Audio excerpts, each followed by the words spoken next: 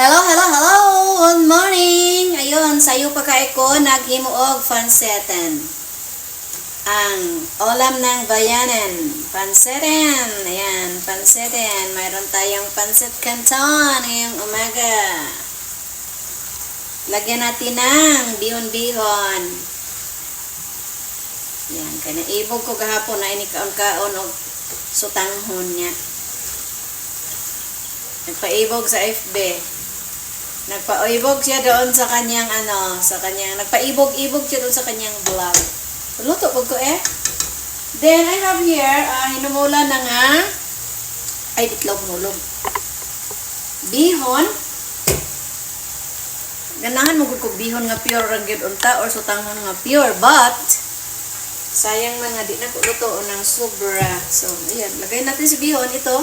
Dali lang to kasi gumulan na to ng ininit. Yan, kaliit lang tong luto para guys, pero ang dami, di ba? Dami niya. So that's it, pansit. Anak lang kadali. Ayan, ayan si bihon na may Mickey. Bihon na may pansit. Dalawang klaseng pansit, white pansit at yellow pansit. Yan, si reverse vlog. Kahapon nagkaon sa tanghon. Ibog-ibog ko. Ay, naibog ko. Luto sa ko.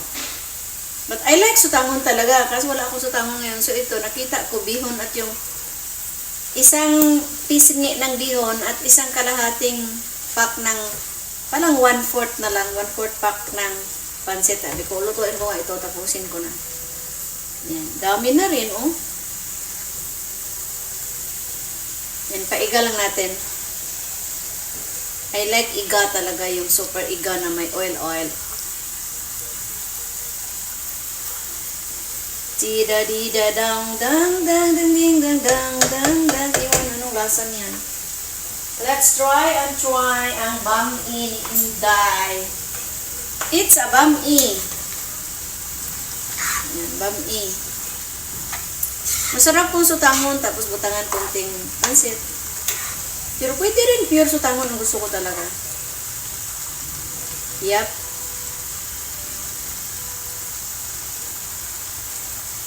Ang asin ating tikman. Ayoko nga alat.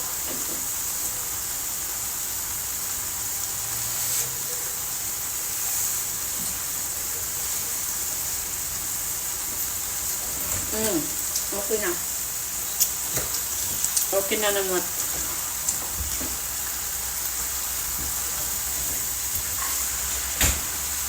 Anong murag tamis mo siya eh? Siguro sa kuan. Sa ano eh? Tamis lagi siya guys. Sa kuan siguro ba? Sa repolyo.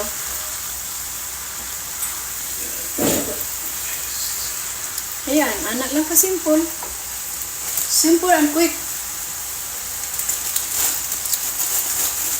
Lagyan natin ng sibuyas dahon. Ayan. Oh, diba? Ang ganda. Pansetan. Ayan.